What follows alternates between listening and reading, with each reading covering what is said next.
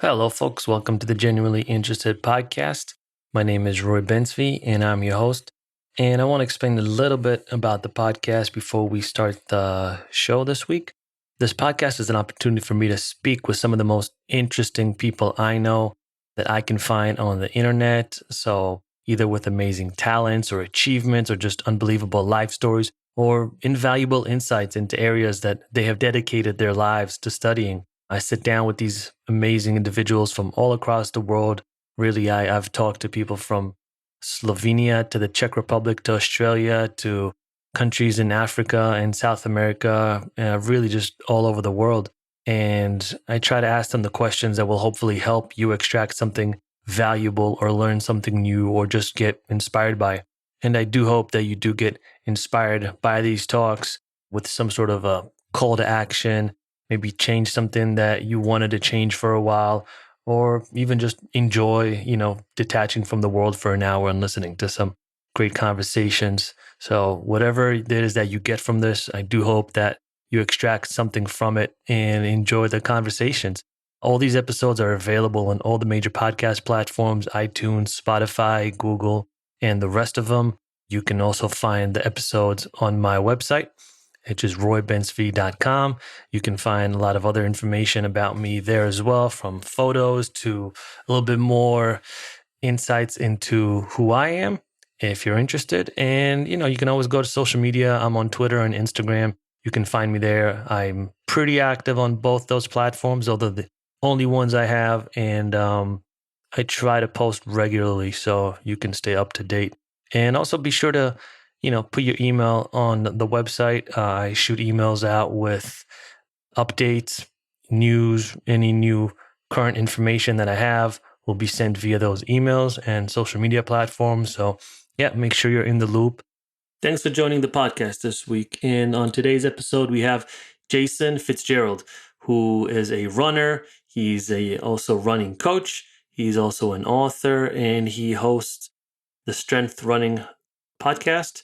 He also has a website under the same name, and it's just a wealth of information. Anything you guys are interested in that has to do with running related, preventing injuries, how to get better at running, how to improve your cardio, endurance. They have a whole coaching program.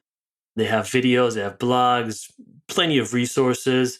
Really a great place if one is looking to improve their running or even just use running as an additional thing to improve whatever athletic endeavor that you guys are looking to get into. We've really tackled a lot of different things. I was more than interested to talk to him because I've always been a really bad runner, at least long distance, fairly fast. I mean, nothing on a professional level, obviously. But as far as endurance, as far as long distance, I mean, I've always been pretty bad. It's just something I have never been able to improve on.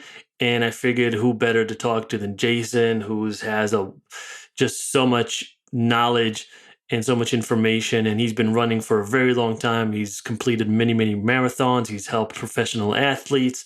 He's a coach, so he deals with this on a regular basis.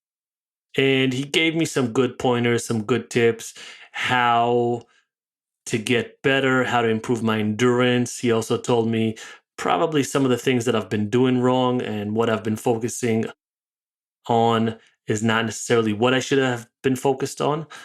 So I will definitely take some of the tips that he gave me on the podcast today and I'll try to implement them moving forward, and we'll see what happens in a few months. I do want to, at some point, I do want to complete a half marathon and then a marathon. Not because I personally love running long distances, but just it seems like it's a mental block that I've had for many years and I haven't been able to compete and to complete it. So it's something I want to do at some point. And I guess just like anything, if you want to improve, you just have to talk to some of the best in the field. You have to talk to someone who's been doing it for a very long time, who has the experience and can lead you down the right path. We got into a lot of different running related topics, anything from is breathing important or if you should or shouldn't be breathing in a certain way. as a running coach, what kind of tips does he like to give beginner runners? Is there certain shoes that he prefers or doesn't prefer? What type of gadgets he uses or doesn't use? How important recovery is. We even talked about David Goggins, who is, an inspirational figure to a lot of people. I know I draw a lot of inspiration from him. We talked about what are some better running surfaces and about ultra endurance marathons. And related to that is the mental capacity, the mental toughness and perseverance that one needs in order to complete these things. And I think on a minor scale, it's something we can use daily, even if we're running a 5K or a 10K or whatever it is that you're running daily.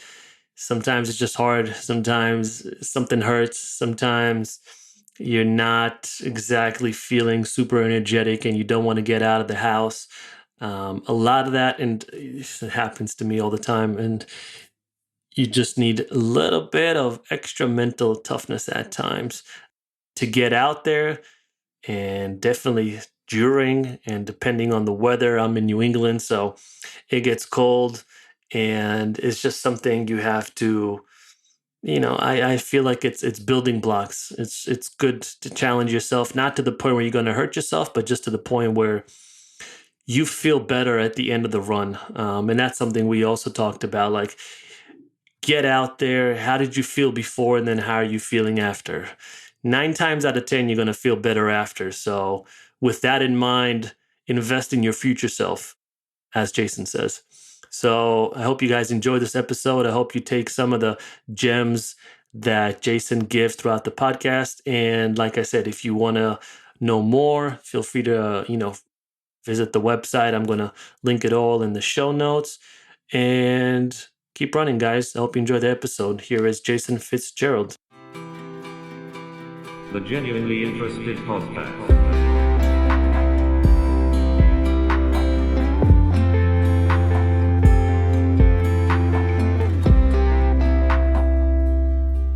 Hey, Jason. Hey, how's it going? Good. Thanks for coming on the podcast. I really appreciate it. Oh, my pleasure. Thanks for inviting me on. Yeah, I love running, but I suck at running. And I figured who better to have than someone who is a professional runner, has been doing this for a very long time, coaches people. So happy to have you on. Well, excited to chat with you. Thanks for calling me a pro runner. I'm nowhere near a professional, but yeah, I'm excited just to chat with you about your running and maybe pull some lessons out of that to help your listeners too. Yeah. So maybe a little bit of background about you. I know you're a running coach. Can you maybe explain what that entails? Yeah, so I do virtual coaching online. So I coach runners all over the world. Have runners in mostly in the United States, but I work a lot with runners in Australia and the UK and New Zealand and really all over the place. I kind of focus on working with any runner who wants to get better. So that's a particular type of runner. It's the runner who's interested in performance, their own personal performance. Whether that's maybe running a sub 5-hour marathon, getting under 20 minutes for the 5K, qualifying for the Boston Marathon, whatever time or maybe even distance goal that you have, that's the kind of athlete that I work with, someone who we can really work towards a goal. So I don't really, divide up my athletes or say that, I only work with fast athletes or beginner athletes. I really focus on any runner who's passionate about the sport, who wants to improve, who loves running. And I've been doing it since, oh my goodness, it's been 10 years now. I should be celebrating my decade coaching anniversary at this point. Yeah, I've been doing it since 2010. And it's just been such a great journey because I've worked with so many different runners one-on-one. And then part of what I do too is I create a lot of various training programs and I write custom training plans. And so the part of that, the process with doing all that work is I get to talk to runners like all day. I'm always talking to runners, figuring out what their aspirations are, what they're struggling with. And so it's been this great front row seat to the psychology of runners and the struggles that they have, the goals that they have, and also the training that works for them, the training that really helps adult runners who, aren't the professionals, aren't the people running 100+ miles a week or easily running, a 4-minute mile, things like that. I mean, that's, not everyone can be the LeBron James of the sport. So Yeah. how do we pull the lessons, the training principles, all of those ideas from some of the best runners in the world, but then how do we apply that to the everyday runner? Runners like me. I'm not a pro. And what can we learn from that? So that's what I try to do as a running coach. And, I do that through my site, strengthrunning.com, and the Strength Running podcast. It's just been a great journey over the last decade, meeting so many runners, talking to them about their goals, what they want to do. And look at me now. Here I am chatting with you, hopefully talking about your running, helping you improve. Yeah, I definitely want to do that as well. But there's a lot to running that I'm interested in. As far as, I mean, when you work with runners, is it specifically runners that want to improve their running, or is it maybe athletes who want to improve their athletic endeavors, whatever that is, and they're just using maybe running as some sort of a supplemental additional thing that they want to do?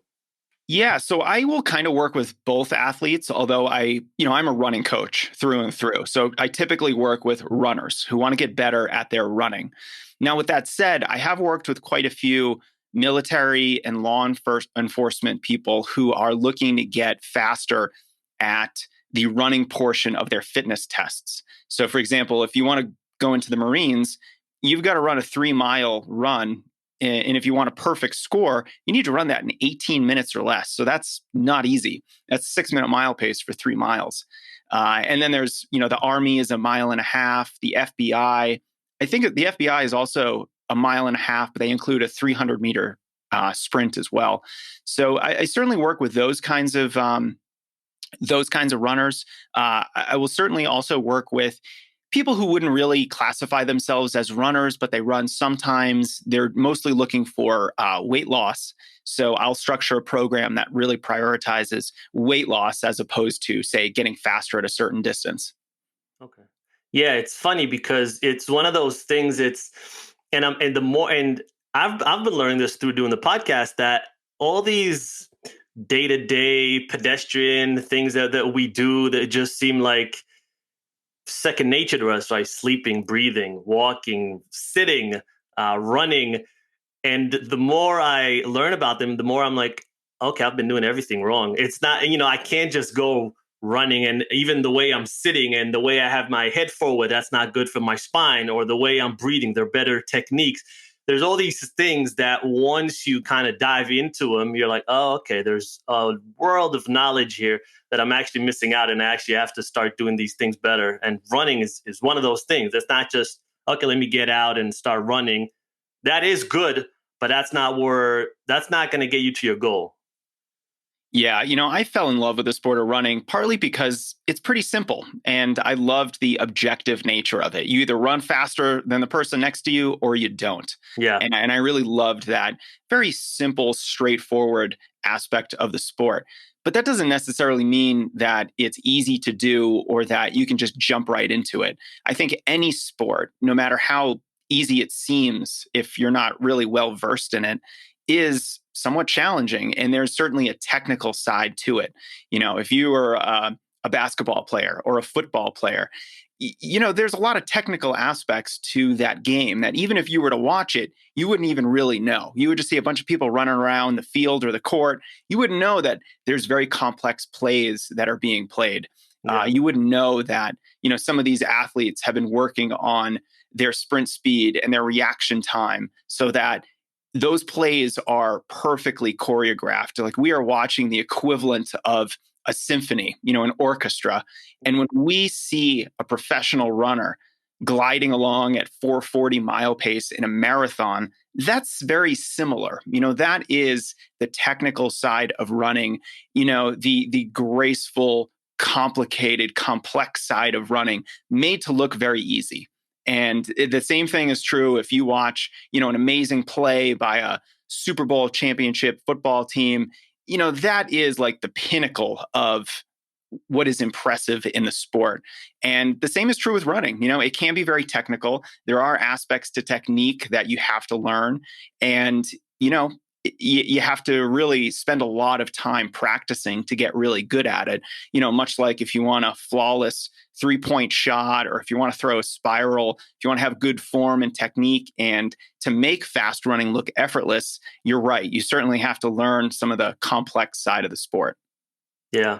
And it's one of those, like, me personally, I love running, and like I said, I'm good at sprints. I'm horrible at long distance. I'm literally probably one of the worst people that I know at long distance. And we'll get into that a little bit later. But my wife, for example, she hates running. Like, when we go running together, she's just like, you go, you go. I'll walk the rest of it. And I was wondering, because it's such a natural thing for us, right? Like, we haven't been doing almost any other sport for the whole evolutionary process as humans, but running is just something that's innate. Like, we've been running since we could stand. And could it be that the people that don't like running perhaps are just not doing it correctly?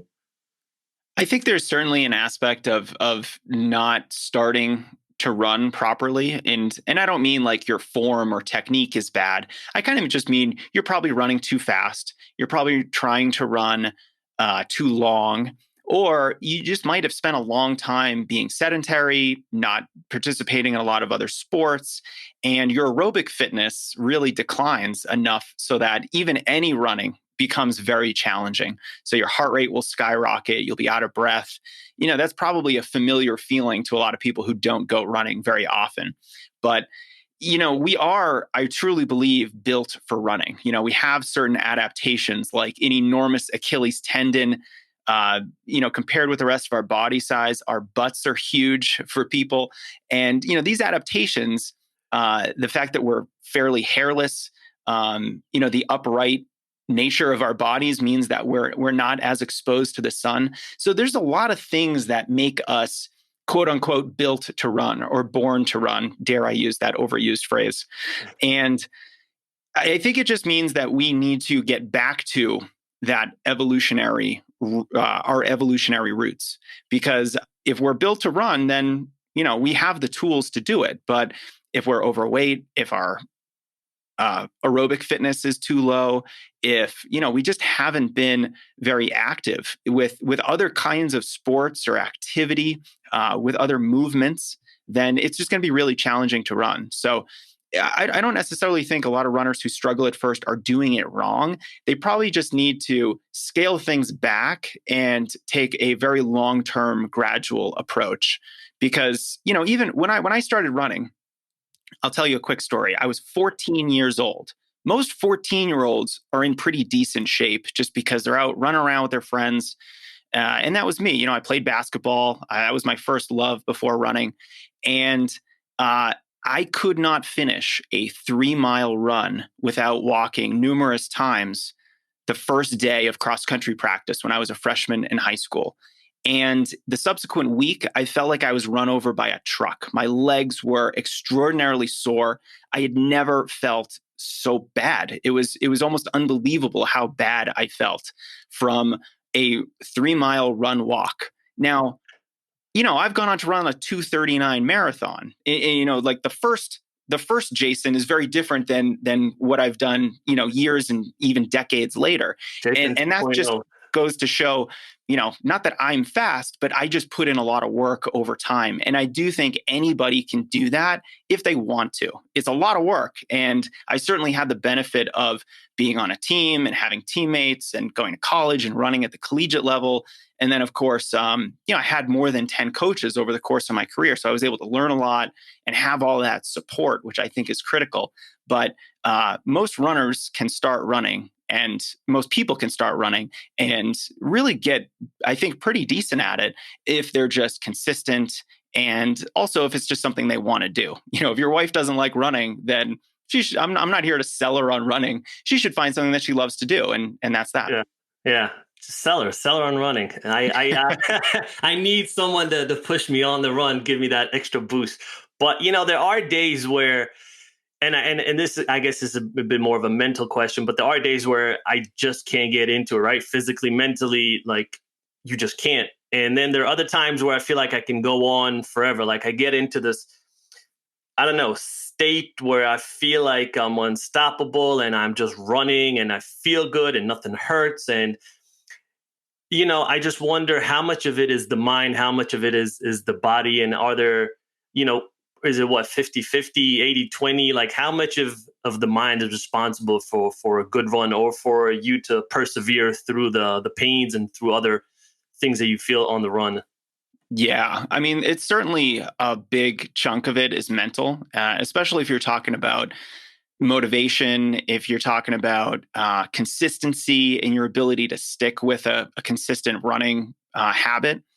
Your the mental side of running is not going to make you feel better when you're out there running. That's kind of the physical side of it, but it certainly will affect your perception of any discomfort. If you are really into running and you want to run fast, you want to get better, then if you're doing a workout or you're running a race, you will be better equipped to withstand all that race related or workout related discomfort. So, the mental side of running is huge. It helps with your focus, your consistency, your confidence, your mental toughness, your ability to really stick with a plan with your running, not just for a season or a couple weeks, but year after year after year. You actually have to love it. If you don't love the sport, why the hell would you do it for months and months and months or years and years?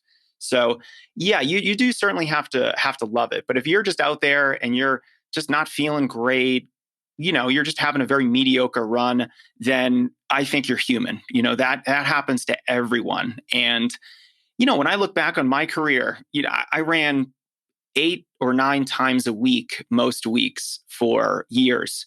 And most of those runs were mediocre. Some of them were great. Some of them were good. A lot of them were mediocre and some of them were bad. That's Yeah. just the general uh, distribution of how runs feel. But even a mediocre run feels so much better the rest of the day once you're finished with it than if you just don't run at all. I think that's a big part of it is, well, if you don't want to do the run beforehand, how do you feel afterwards if you actually go through with it? And, I bet 95% of the time you'll say, I'm so glad that I did that. Now, of course, I'm not saying run through pain or run through something that is actively hurting you, but a lot of the times we just need a little extra, shove out of the bed to get up in the morning and get out the door. Yeah, well, it's funny you mentioned pain because, and as far as how I feel after, I think when I do a good run, I feel amazing. It literally sets the rest of the day for me. But then when I don't, when I stopped or when I had a bad run, I still feel good. I just don't feel as good. Physically, I feel potentially good, but like mentally, I'm like, I didn't, that wasn't the goal that I set for myself. But as far as the pain aspect, if you follow guys like, which I do, and a lot of people do, David Goggins and a lot of other, I don't know, Rich Roll, like ultra marathon runners and the Moab 400. And I always wonder because, for him, and this is something he preaches and he lives by, that you kind of have to just run through the pain, right? I'm not saying like run with a broken leg, but if things hurt, like don't be a baby about it and you persevere, just run through it. And there's glory on the other side of pain. And I just wonder how that sits with you. I don't know. I know there's differing opinions on the matter. Some say don't at all, and then others, like David Goggins and like others, just tell you that unless Yeah, unless you've broken your legs, just you can run through it. I do disagree with that. I think David Goggin is a great motivator. He's an author, he's a speaker. He gets people interested in working hard. And that is a very valuable service that he provides for the world. I think we have to hold two different ideas in our head at the same time and realize that they're both true. Number one, you shouldn't run through pain. And then number two, a lot of the times you can run through what you think is pain because it's not really pain. Discomfort is not pain. Mhm. If you are fatigued, that is not pain. What you feel if you are 50 miles into a 100-mile ultra marathon, that's not necessarily pain, although it's very often labeled pain. And it is pain. It's like it hurts, right? But you have to differentiate between pain that is hurting you and pain that you just simply have to endure. If you get a blister, that is probably pain that you can endure unless, it gets infected. If you, all of a sudden have sharp stabbing IT band pain on the side of your knee halfway through an ultra, that's pain that you should not endure.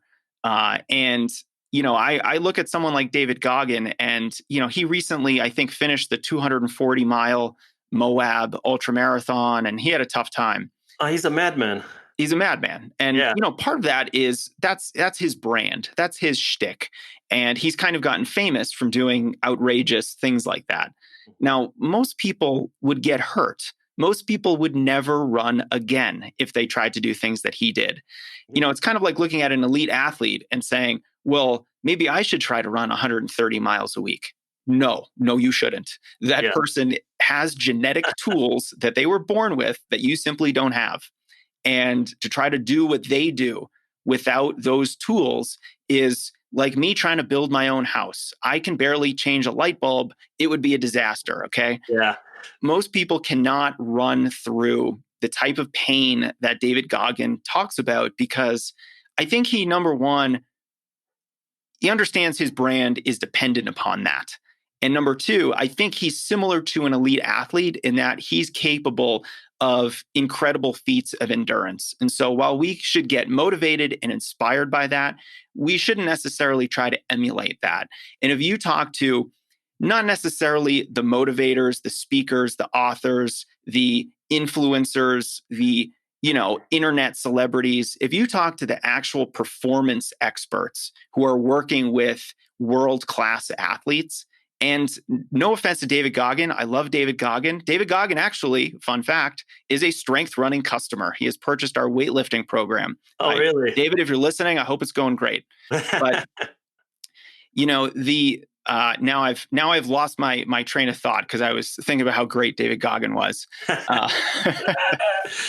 all right. What I was gonna ask about, and I'm just gonna stick with David for a second, is the whole thing about him is he wasn't some collegiate athlete. He was an overweight guy. I think he was working, forget what job, but some job he hated, right? And he was overweight and just not happy with life. And then he kind of decided to turn his life around, right? Joined, I believe, the Navy, and then got in shape and just has been doing these crazy things. And when a quote unquote regular guy does that, someone who's not some amazing athlete, I think that inspires people to at least try it, right? Like, because there's a lot of stuff from Spartan races to him to Wim Hof. We're trying to challenge ourselves all the time. We're trying to find like, oh, what's going to make me stronger, harder? I don't know, challenge me mentally, physically.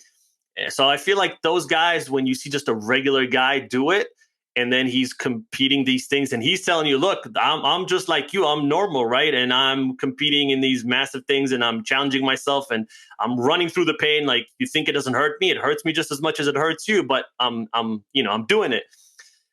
And you kind of feel like, all right, he's like he said, he's a regular guy. He, got up off the couch, he got in shape. And if he can do it, I can probably do it. But is there a difference between just people? Just some people are just genetically better or just mentally that much tougher than the rest of us. And it just so happens that he's that guy. Yeah, I do think that's true. David Goggin might have been an quote unquote average guy, unhappy with his life, and he wanted to turn things around. But I think what sets him apart is his outlook, the mental side of him. He is capable of mental feats of endurance that the average people, I don't think, are. With my experience in running, I don't think I would ever even have the drive to do some of the things that David has done. And I'm a lot faster than he is. So, I look at David and I see someone who is not necessarily super physically talented, although I might argue that his physical talent is the ability just to do things for a long time. He has pretty decent mechanics, so that, he's not going to get injured constantly running, very high mileage runs, high mileage weeks, things like that. But his brain, I think he's wired very differently than most people. And, of course, we're all different. Some of us are born with genes that really predispose us to being good at endurance sports. Just like some people are, born 6'10" in ability to palm a basketball and dunk it no problem. And, they're like almost built for basketball. And, someone like me, I have the body type of a runner. I didn't choose this body, but I'm just super thin, 5'7", 130 pounds. And I've always looked like this. And so it is kind of built for running. And, I certainly had a little bit of talent for it, I think, but, most people are capable, certainly, of challenging themselves, of pushing themselves. But I don't necessarily think we should look at the extremes and say that's the goal. David Goggin is very inspiring, and we should push ourselves to accomplish big things just like David Goggin, but not the same things. Not running 240 miles in one go, not like running for 24 hours or 30 hours straight. If you've seen a picture of David Goggin's feet, you know why we shouldn't do those things. Yeah. It's not pretty. It's not pretty. But as far as ultra marathons, would you say it's more because I feel like there's a point where it's just the body doesn't, it just gives out, or it's not built, like there's no real difference between, and again, this is me just off the top of my head. I haven't done it and I wouldn't do it, but I'm assuming there's not a real difference between 100K, running 100K or running 200K or running 500K. Like after a certain, it's kind of like how when you have in boxing or MMA, like after 205, it's just heavyweight, right? Like like before that, it's like 10, 10, 10. Like they separate the division 10 pounds each and 15, or in boxing, it's even like 5 or 4. But after 205, between, the heavyweights, it's like they give them like 55 pounds, right? Or 60 even. It's just, that's what it is. It doesn't matter when it's your size. And I'm wondering is with running, after a certain, mileage, is it just all mental? Like it doesn't, you can't really prepare for a 200 or 500 or 1,000, right? It has to be mental at that point. Yeah, I mean, there's a huge mental aspect to those kinds of races, especially when you get into the obscene ultra distances. Something like 100 miles. That's really the maximum distance of a normal ultra marathon.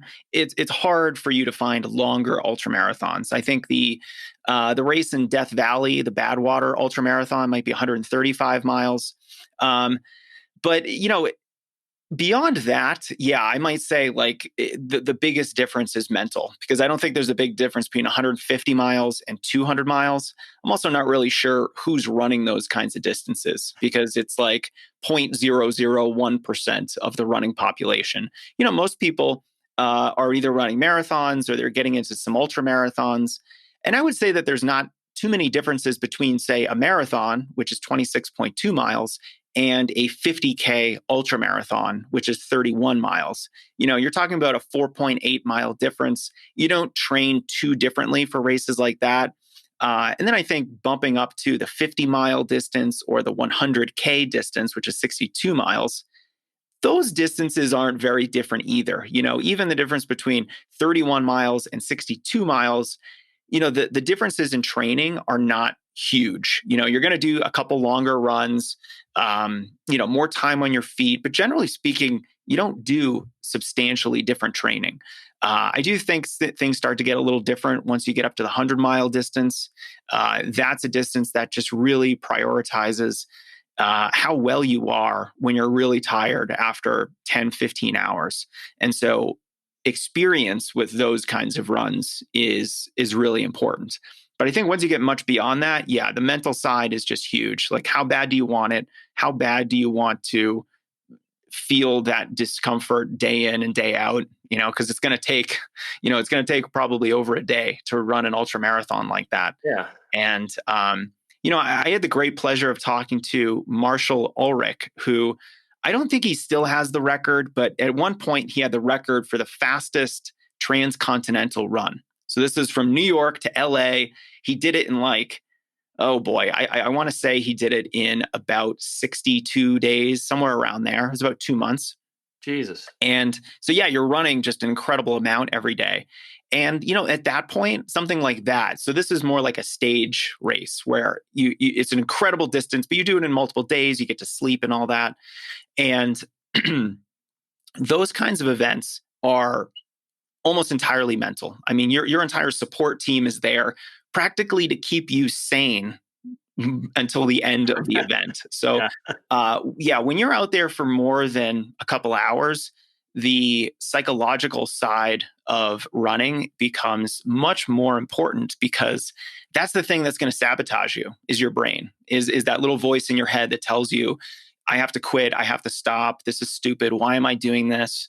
And then you do. So yeah, it takes a lot of mental strength at those distances for sure. Speaking of records, did you see that someone just broke the 10K? I think it was something like 26 minutes and 10 or 11 seconds. Yeah. It's insanity.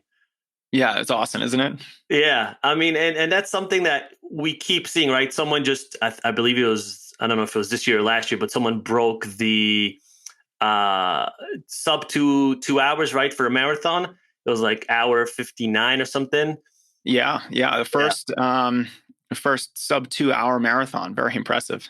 Yeah. And we're seeing so I guess the question is twofold. One, like how much can we go? Like these records keep getting broken, right? Like, are we going to see someone do a marathon in an hour and a half at some point? Are we going to see someone do a 10K in 20 minutes? Like how much more can these records? And I feel like now they're just being broken by 20 seconds, maybe 30 seconds, but is it going to get bigger and bigger? And then on the flip, it's just something that's fascinating me. Like I looked this up a few weeks ago. The person that has run the fastest mile is a Moroccan guy, and he did this, I forget his name, he did this like 20 something years ago, right? Yeah, Hisham El Kharouj. And that hasn't been broken. Like every other record is being broken year by year, but this one's standing 20 plus years. Are people just not trying to break it, or is it just unbreakable? Well, the full disclosure that I have no idea how low records can go. There's been certainly innovations in both the training and in the gear that has helped records fall over the years. So you can go back to the 1950s and 1960s when Roger Bannister first broke the 4-minute mile record. And the training back then was very low volume. It was very speed oriented. And that can get you fast, but it's not good for your long-term development. And, the kind of evolution of training from there, then it evolved into kind of the opposite, where it was very high mileage, but not a lot of workouts, not a lot of intensity or speed. And so that was like the 70s and 80s. Boston Billy with Bill Rogers winning the Boston Marathon and New York City Marathon. He's a great example of someone who trained under that kind of an approach. And then, after the 70s and 80s, when we had that kind of an approach to training, in the 90s and early 2000s, we kind of went back a little bit to that lower volume, more speed-oriented approach. And US distance running did not do so well. And so I do think that now we've kind of figured out good training. We know how to train distance runners. We're not just figuring things out as we go as much as we used to in the past. So instead of low volume, high intensity, or high volume, low intensity, it's basically high volume, medium intensity. So there is a good amount of speed work. You need that. You have to run fast if you want to race fast, but you're also doing it within a high mileage program. So I do think that the kind of historical period that we're in right now is what I would consider pretty good ideal training. I don't think there's going to be huge innovations in how we train distance runners in the next 10, 20 years. Because we've figured most of that out. Now, on the gear side of things, I mean, everything from footwear to synthetic tracks. We used to run on those cinder tracks with 3-inch long spikes, that would just stab you in the chest if you fell down and got trampled. Now things are a little different. You have much more responsive spikes. The tracks are much faster. again, I don't really think that we're going to see huge bumps in innovation in those areas. We certainly are in the longer road race distances with those performance oriented shoes, those carbon fiber plate shoes that are, statistically faster, kind of like how swimming a few years ago went through that big controversy with those suits that everyone would wear that reduced the drag in the water. All these world records fell. And then they were like, I don't think this is a good idea. This is kind of like cheating. Everyone's wearing almost like a motor in the Yeah. pool.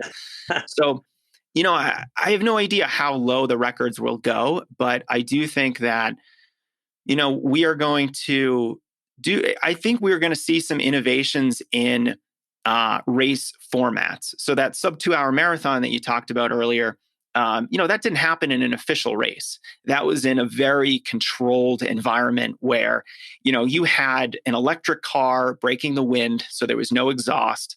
You had the sub 2 hour pace being lit up by lights on the ground so that you knew exactly where you needed to be to run a 2 hour marathon because it was just circling that big outdoor track.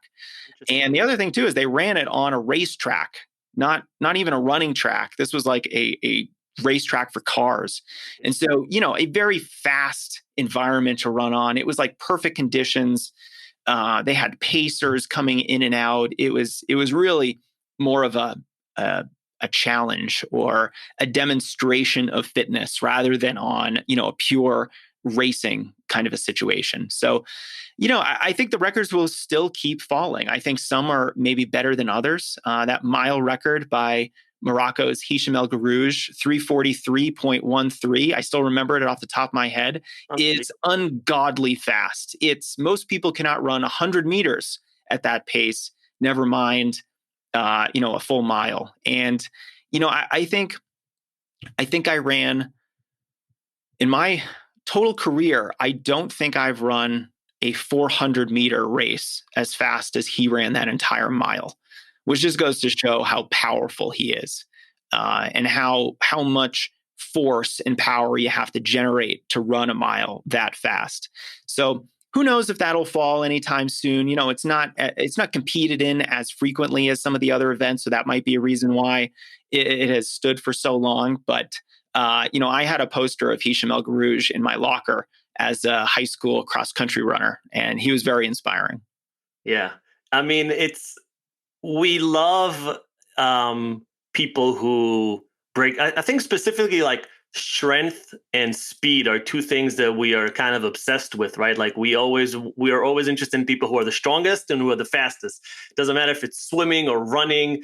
We always look up to those people. I was watching, I started watching this week the documentary about Oscar Pistorius, and he was, up until what happened, but he was he was just amazing. Like he was just so fast. And it just looked like he was so much faster than everybody else that he competed with. I was wondering when I was watching, I was like, if he wasn't a double amputee, which was impressive because all the other runners were, I think it's called single amputee, but he was double amputee and just beating them all. But if he was a regular runner, both legs, would he just be, just leaving a trail of fire behiin him? Would he just be the best runner out there for? Yeah, good question. In?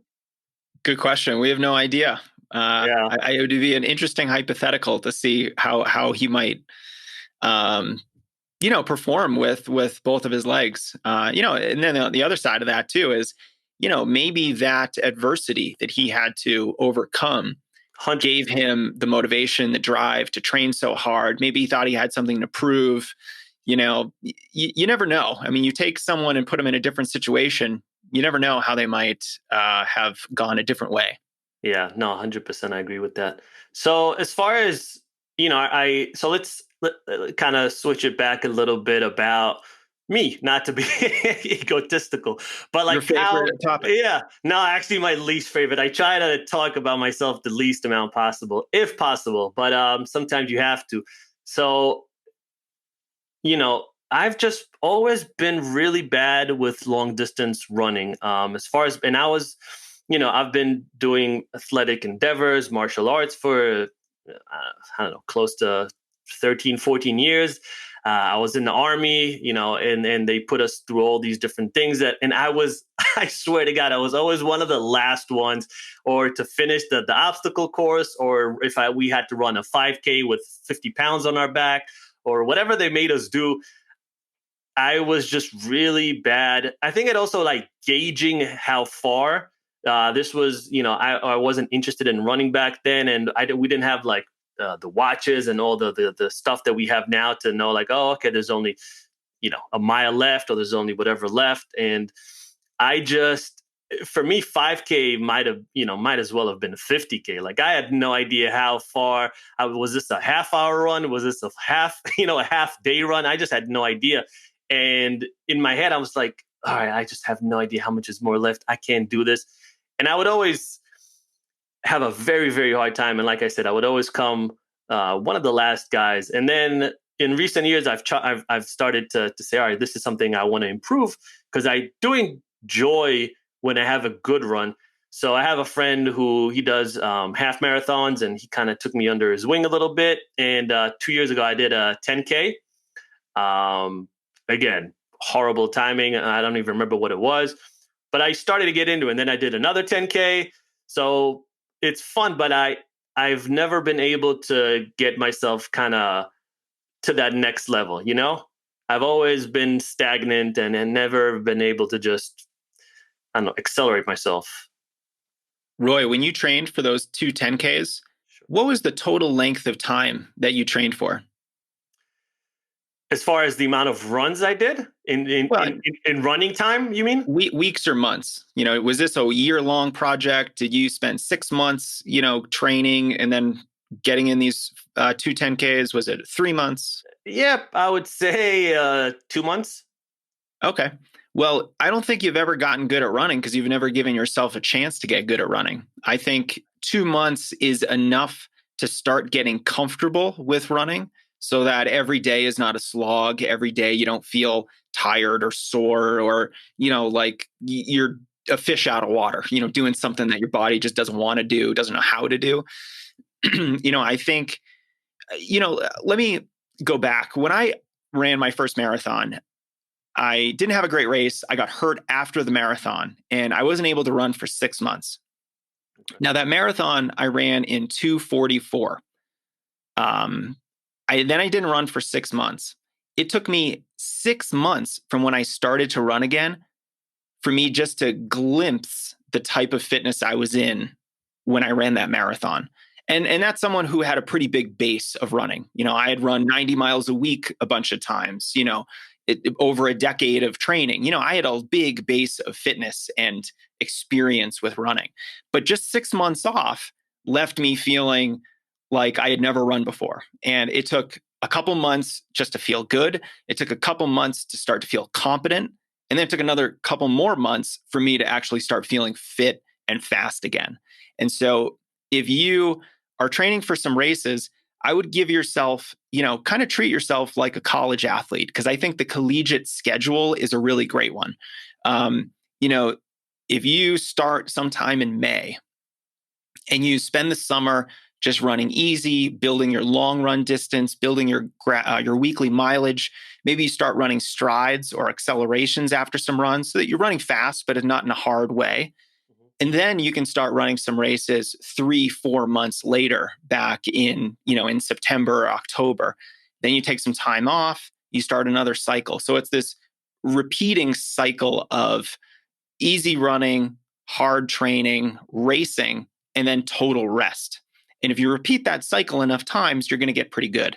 And I think most runners do like one cycle of it. They'll train for a couple months, they'll run a 5K or a couple races, and they'll wonder why they didn't get any better. And then, they'll take 6 months off, or their training will be completely haphazard and inconsistent for a year. And then they'll do it again. All right, I'm going to get consistent again. They'll train for another 3 months, and then they don't get any better. And they wonder why. Well, you're doing the same training once a year, and you're doing that over and over again. You shouldn't expect to get much better. Your training has to progress for your racing times to progress. And so when your training progresses, that means you're running more, you're running a longer long run, you're doing more frequent workouts, you're doing faster workouts, you're doing better strength training, more cross training. There's so many things that you can do to update your training so that you can keep getting faster.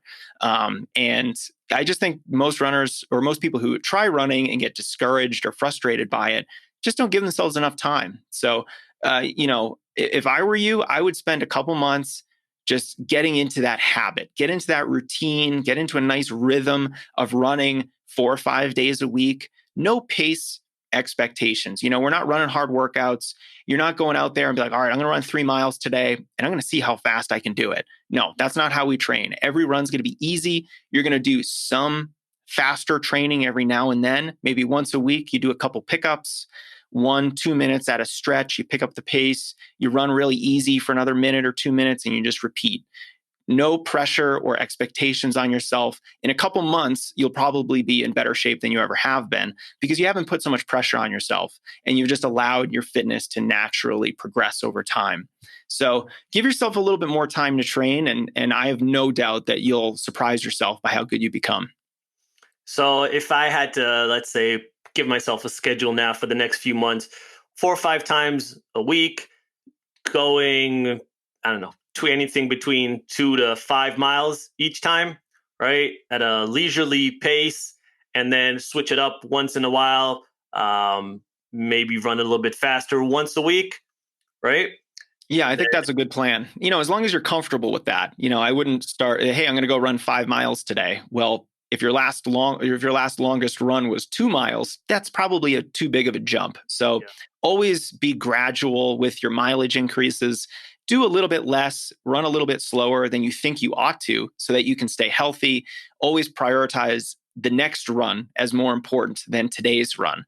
And that'll make sure that you don't take any risks. You don't pull a David Goggins and run through pain so that, you can't run the next day. Yeah. And so if you're always prioritizing future Roy, then you'll be in a good position. Are there some breathing techniques that I can utilize that maybe you do? No, I don't really focus on breathing. I don't think Really? It's interesting. With the 10 coaches I've had, not one of them ever talked about breathing. And so breathing, I think, is one of those things that should happen automatically. You shouldn't really be thinking about your breathing too much. Just like you shouldn't be thinking about your arm carriage when you're running. It's a byproduct of your running stride, and you should just leave it alone. Yeah. Really? Okay. Because I've always thought that that's something I'm doing incorrectly, and I've heard people tell me, "Oh, you should breathe a certain way, release more, inhale more, whatever." And I've always ended up with the same result where when I run long distance, I would start get side pain. And regardless of how I was breathing, like you said, it doesn't matter if I was taking like deep inhales and kind of releasing, or just breathing with no real, without paying it too much mind to my breathing, as just letting it happen, the result would essentially be the same. Yeah. Yeah. You kind of just want to let it happen by itself. It's one of those things where you don't think about your breathing day to day. And, if you're a football player, if you're a basketball player, if you play another sport, they're generally not coaching you on how to breathe. And I don't think running is any different. Breathe as needed. And, if you're feeling out of breath, then just slow down. You don't need a new breathing pattern. You just need to reduce the metabolic stress that you're experiencing. And if you're getting a side stitch, that's an interesting problem to have, because it's funny. We actually don't know why people get side stitches.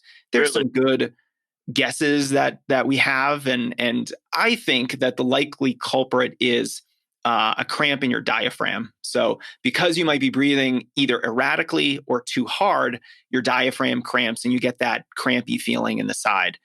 It's typically more of a beginner runner issue. So just know that through experience, that'll happen less and less frequently. And I think also if you train really well. So what I mean by that is, your weekly mileage is appropriate for you, but you're also doing a long run. You're also doing a workout once a week where you're doing some kind of faster running. That trains your diaphragm in a different way. I think it's also really important to do some strength training so that, the core that you have is up to the task of carrying you for, 5 miles at a time, 10 miles at a time. It's up to the task of breathing really hard for an extended period of time too. So if you just run frequently, if you build up that consistency and do some strength training, I'm not going to be too concerned about the side stitches. Those are more like an annoyance, and they'll likely go away. Yeah, they're definitely annoying. It sucks. Yeah, it's fun. So you would say strength training is something I should incorporate into if I want to get better running, maybe like once a week, twice a week. Yeah, definitely. I mean, I think strength training is so important that I don't even call it cross training for runners. It's just part of the training that we have to do to reach our potential. So, I think there's a lot of different ways to schedule strength training into your running program. If you're not going to a gym and you don't have a home gym, so in other words, you don't have all the fancy equipment, you don't have barbell and plates and a rack and all that, then you can do some pretty great work with just body weight exercises. And I think a helpful way to think about this is to think of every run that you do as a run sandwich. You are going to sandwich that run in between a dynamic warm-up, which includes some flexibility exercises, which includes some light strength work, but they're dynamic flexibility movements. You're not doing any static stretching. Mm-hmm. And then after your run, you finish the run with 10, 20 minutes of body weight strength exercises. And I have a lot of routines on the Strength Running website, the ITB rehab routine, the standard core routine, the gauntlet plank workout. These are all workouts that any listener can just go find. There's a video, and they're very runner specific. A lot of these movements are taken from the world of physical therapy. So instead of doing it when you're hurt, you're going to do it when you're healthy so that you stay healthy. So there's a very strong measure of prehab in these routines. Now, if you do have a home gym, maybe you like throwing the weight around, I'm fully in support of that as distance runners, then I think the schedule looks a little different. Yes, we still want to sandwich all of our runs, dynamic warm-up first, some strength training or core work afterwards, but twice a week, it'd be great to get in the gym and do some more traditional weightlifting. Some of the big multi-joint compound lifts are runners' best friends. The squat, the deadlift, press, those kinds of exercises. Yeah. Because when we get in the gym as endurance runners, our goal is not to build muscle. Our goal is not to build endurance. We certainly don't want to do 30 reps with very low weight. And, we're not bodybuilders. We don't need to spend 2 hours in the gym 5 days a week. But our goal in the weight room is force production. We want to get strong. So it's not size, it's not endurance, it's strength. And you get strength in the gym by lifting for strength and power. So it's kind of a middle ground where, you're not going to do really high reps, but you're also really not going to do 1 or 2 reps. You might do a little bit of that. And, we have a weightlifting program that is periodized and it's very progressive. What I mean by that is much like a training plan is periodized. You'll have your base phase of training, mostly easy running.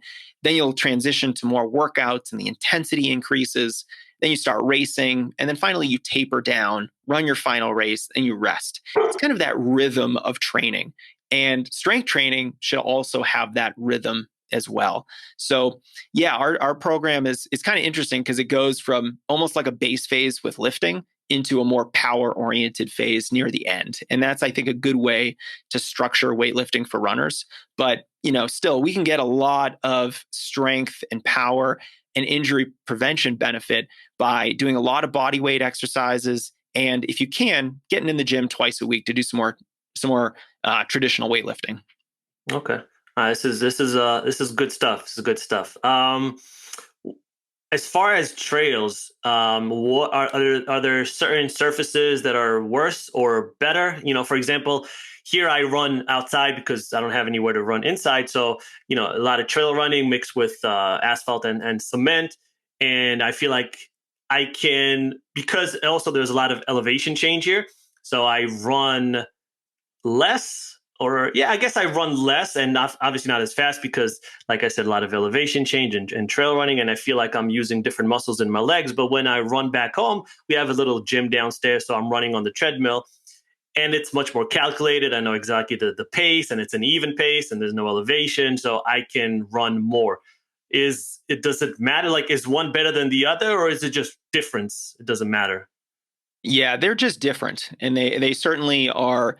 Um, have different uses for different types of runs and workouts. Yeah. So, like if you're going on a long run, I like to see a lot of variety. Run a bunch of different surfaces. Maybe try to avoid the hardest, most uniform surface that's out there, which is just a concrete sidewalk. That's the surface that's going to return the most energy, which means it's the fastest surface to run on, but it also is the surface that is going to create the most impact force for your legs. So you're going to experience a little bit more stress on concrete as opposed to asphalt, which is the road. And then, of course, if you can get onto something that's softer but a little bit more varied, like a dirt trail or some, hard packed grass, I think is another great surface for running. These workouts can be good for some workouts.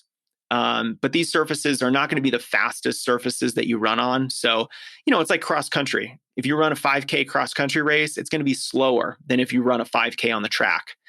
So you just kind of have to know what you're getting into. I typically am very much in favor of a lot of variety with favoring dirt, trails, grass a little bit more than the other surfaces. Whereas something like a treadmill, use it when you have to. Something like an outdoor track, use that only for workouts. That's not for easy runs. It's not for long runs. It's just for very formal workouts where you need to know exactly how fast you ran for a very specific distance. So I kind of look at all these surfaces as training tools. They all have a job. They all do a certain thing. And it's our job as runners to use them appropriately. And it's funny you asked this question. I just posted a video on Strength Running's YouTube channel all about training surfaces, talking about crushed cinder, grass, asphalt, and concrete, and when you would want to use all of them. So this was kind of the Cliff Notes version of that video. But yeah, I think there's value in all of them. If I had to choose one just to never run on again, it'd probably be that concrete sidewalk. But it's not a death knell if you have to run on concrete. Yeah, it's a mix. Like because there's a park nearby, but to get there, obviously I have to run on asphalt and concrete. And then once I get there, it's kind of mixed between grass and trail, and so it's fun. I feel like it's almost like I like trail running. It's different though. When I'm doing trail running, it's almost like an experience, right? Like I'm enjoying the scenery, I'm enjoying the trees, the good air, like I'm doing something. I feel like I'm literally going through an experience. But when I'm on the treadmill, because it's so dead in the sense that there's nothing else going on, it's just you running. There's no experience really. It's like you said, it's very, it's just that. It's like a sensory deprivation tank for runners. Essentially, yeah, that's a good way to put it. But I do get into, and I guess sensory deprivation, it's funny that you mentioned that. I do get into some sort of a creative zone where I have really good ideas. I've had a bunch of times where I'm on the treadmill and because all I'm looking at is the tree, right? Is the wall, not a tree. There's a wall in front of me. There's like patterns on this wall. And I get into a zone where I have to sometimes kind of stop and write down the things that, I had in my mind, because I was like, these are some gems. And that doesn't happen to me on the trail. So it's a completely different experience, the two.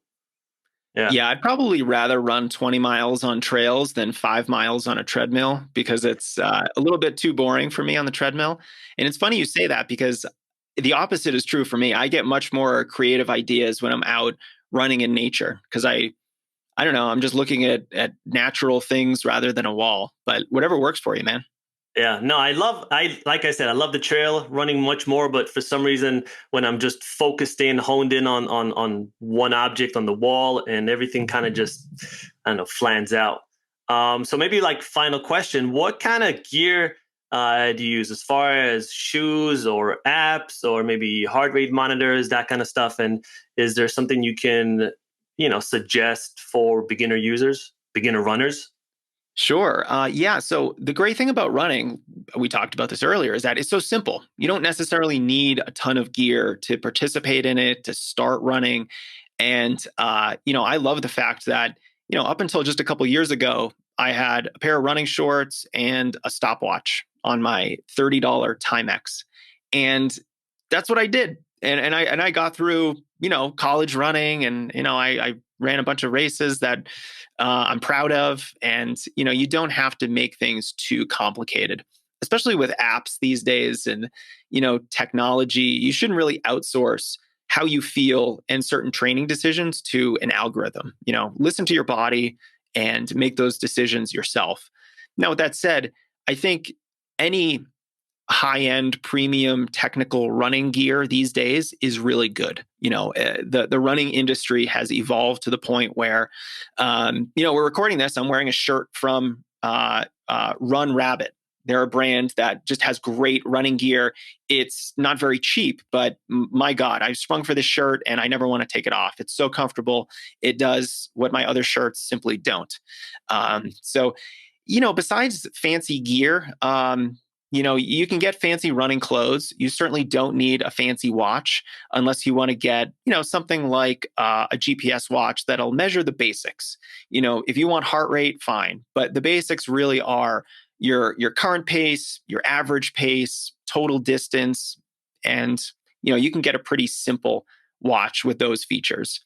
And then shoes, I actually never recommend shoes for runners. I think runners are so unique, and the shoes that we wear is so individual. We all have different biomechanics, different foot shapes, and every shoe is so different. They have different stack heights and heel toe drops, and different levels of support and weights, and different foam materials used in the sole.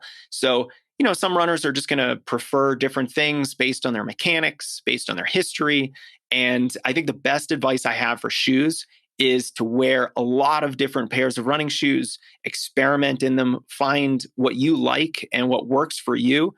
And, just always be experimenting so you find what you like and what works for you, because that's the only way to do it. You're never going to be able to get someone else to tell you what shoes are perfect for you. I don't care if they've done the wet foot test in a running shoe store or they watched you run on a treadmill. Those methods are pretty much useless. Just find whatever is comfortable and you found the right shoe for you. Awesome. Yeah. Jason, I want to thank you so much. You're an encyclopedia of information on running. This was gold. I learned a lot, and I'm sure we could talk for another 2 hours and I'd keep learning because there's just so much information. So thank you so much, man. Well, I appreciate it. Thanks so much for all the great questions. And I've never been called an encyclopedia before, but I'm going to take that as a huge compliment. There's no other way to take it. Where can people find you on the interwebs? Yeah, I am on the interwebs in a couple different places. The Strength Running Podcast is a great place for your listeners to go if they want to hear me talk to experts in the running and fitness industry about all kinds of different aspects of training and optimizing your running. Our home base is strengthrunning.com, where you can find all of our blog posts. We have an award-winning blog, more info about the podcast.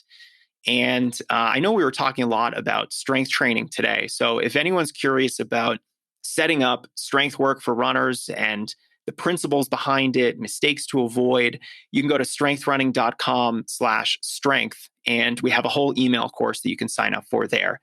That's pretty much where I'm at. We have a video channel, Strength Running, on YouTube that I try to update at least twice a week. So we have a fair amount of content going out all the time.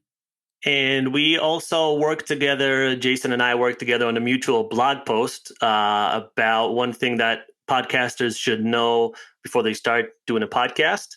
And I have that on my website as well, so you guys can check it out. He gives a really great tip. So awesome, man. Thank you so much. I'll make sure to link everything in the show notes, make it easy for everyone to find it. And yeah, thanks again, man. I really appreciate it. My pleasure. Thanks for having me.